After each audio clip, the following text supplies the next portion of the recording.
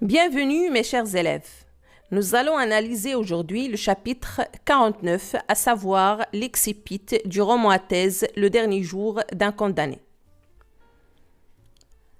Commençons par l'énonciation. Alors, qui parle dans ce chapitre?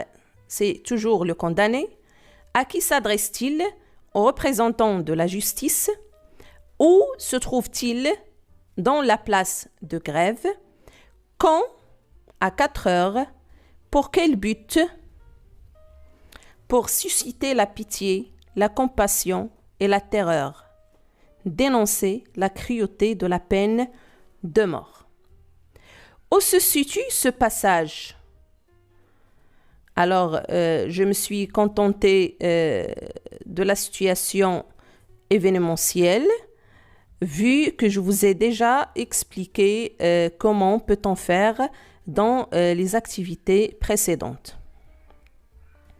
Ce passage se situe juste après la toilette du condamné et les préparations qui précèdent l'exécution. Il s'agit de l'excipit du roman dont quelques secondes séparent le condamné de son arrêt de mort. Toutefois, il ne cesse pas de demander une grâce qu'il n'obtiendrait peut-être jamais. Alors, s'agit-il vraiment d'un excipit? Bien évidemment, ce chapitre constitue la clôture de l'œuvre, surtout qu'il reflète complètement le titre de ce dernier. C'est vraiment le dernier jour d'un condamné. L'heure de l'exécution est arrivée et le narrateur décrit sa situation de supplice et de désarroi tout en espérant avoir une grâce, mais en vain. Son destin fatal et exécrable, sans doute.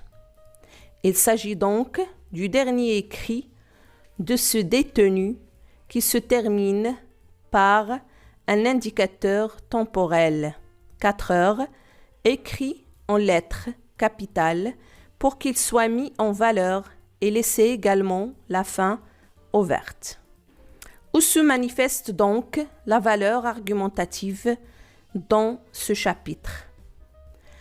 Dans cet extrait, le condamné s'adresse aux représentants de la justice, ce qui permet à Victor Hugo de crier et se révolter contre la cruauté de la peine capitale, en faisant de l'argumentation une stratégie de base pour défendre sa position contre la peine capitale, tout en plaçant le lecteur dans la conscience d'un condamné, de quelqu'un qui attend la mort et qui sait déjà que son sort est sans échappatoire.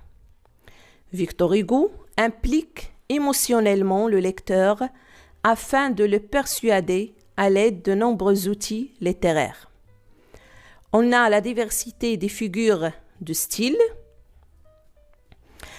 à savoir l'anaphore, la répétition, etc. On va essayer de les mentionner après. On a la diversité des registres littéraires qui connotent la situation dramatique du condamné, pathétique, tragique et lyrique. On ne peut pas aussi ignorer qu'on a le registre polémique qui est présent dans la globalité de l'œuvre parce que le condamné se trouve seul contre une situation inhumaine dont tout le monde est son opposé. Aussi, on a la diversité des champs lexicaux. On a un champ lexical de la souffrance, dans lequel on note pitié, horrible, exécrable, misérable et ainsi de suite. On a un autre de la mort, fatalement, mourir, bourreau, exécution, hyène, etc. Et on a un autre de la justice, juge, commissaire, magistrat, ainsi de suite. Aussi, on a une dominance des phrases interrogatives et exclamatives. Et comme vous savez, la ponctuation n'est plus gratuite, mais ça reste un indice des registres qui renvoie à ce que ressent le personnage. Passons maintenant à notre dernier axe, à savoir les figures de style.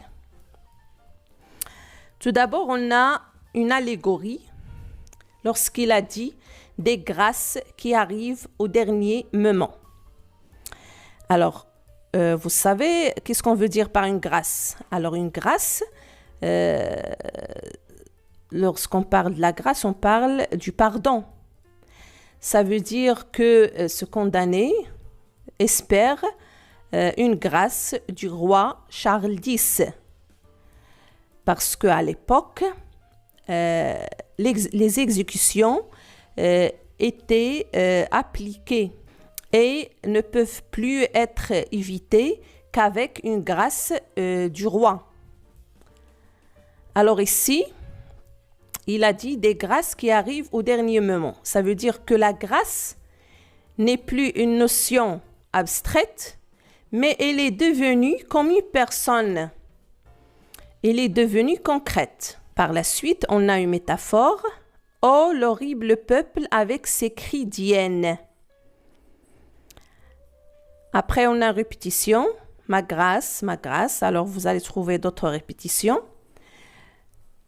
Encore, on a une hyperbole. « C'est exécrable ». Borou.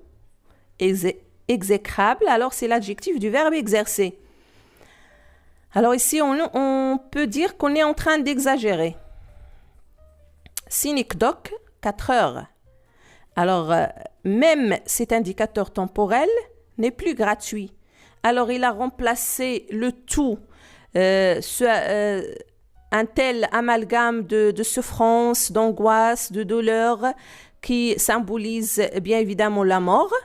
La mort qui constitue un spectre inévitable pour le condamné et même pour l'écrivain qui cherche à la combattre, à combattre cette sentence de la peine de mort par un petit indicateur temporel 4 heures. On a aussi une métaphore hyperbolique en souriant fatalement. Alors ici, lorsqu'on dit fatalement, alors on est en présence d'une hyperbole. Alors on peut dire qu'on est en présence d'une métaphore hyperbolique. Encore, on a une anaphore. Si je ne lui échapperai pas, si je ne serai pas sauvé, si ma grâce. Alors on a la répétition de l'adverbe si au début de chaque énoncé. Récapitulons tous ensemble. Dans ce chapitre, le lecteur apprend que le dernier jour du condamné est venu. La fin paraît ouverte avec l'emploi de l'indicateur temporel 4 heures. Mais le lecteur sait que le destin du condamné est scellé. Il espère avoir une grâce justifiée par l'emploi d'un lexique de la justice, juge, commissaire, magistrat, etc. Mais on peut se demander, notre condamné attend la grâce de qui? Alors, il souhaite être sauvé par le roi. Oui, le roi Charles X.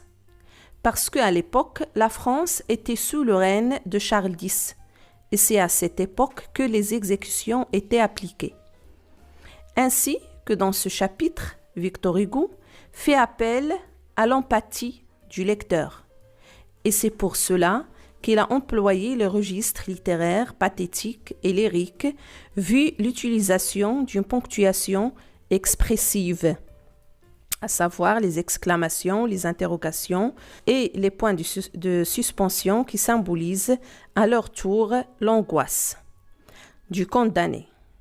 L'heure est typographiée en majuscules 4 heures, et cela renvoie à l'idée de la fatalité et de la sentence qui tombe. De plus, la grâce prend la forme d'une allégorie. C'est comme une personne qui va venir sauver le condamné et mettre fin à cette dramatisation mentionnée dans ce chapitre. Autrement dit, cette fin confirme que Victor Hugo est contre la peine de mort. Il place le lecteur dans la tête d'un homme qui va mourir et il essaye de faire ressentir au lecteur la tristesse et l'horreur de ce dernier. Et vers la fin, on peut dire que le roman se termine sur une ellipse suprême, une dernière omission à laquelle le lecteur doit imaginer l'exécution du condamné, puisqu'elle n'est plus racontée. Le récit s'interrompt brutalement, le temps de l'écriture prend fin avec celui de l'histoire. Et comme on l'a déjà signalé, il a laissé la fin ouverte pour laisser une marge libre à l'imagination du lecteur. Et même, je peux dire que le moment de la condamnation, puisque l'écrivain Victor Hugo le trouve inhumain, et il essaie de l'éviter, de le combattre, et puisqu'il est contre cette barbarie de la peine de mort, il ne peut pas la mentionner dans son œuvre, il ne peut pas décrire la situation telle qu'elle est vers la fin. Encore une autre fois, merci pour votre attention, mes chers élèves, et on se verra dans une autre leçon, Inch'Allah.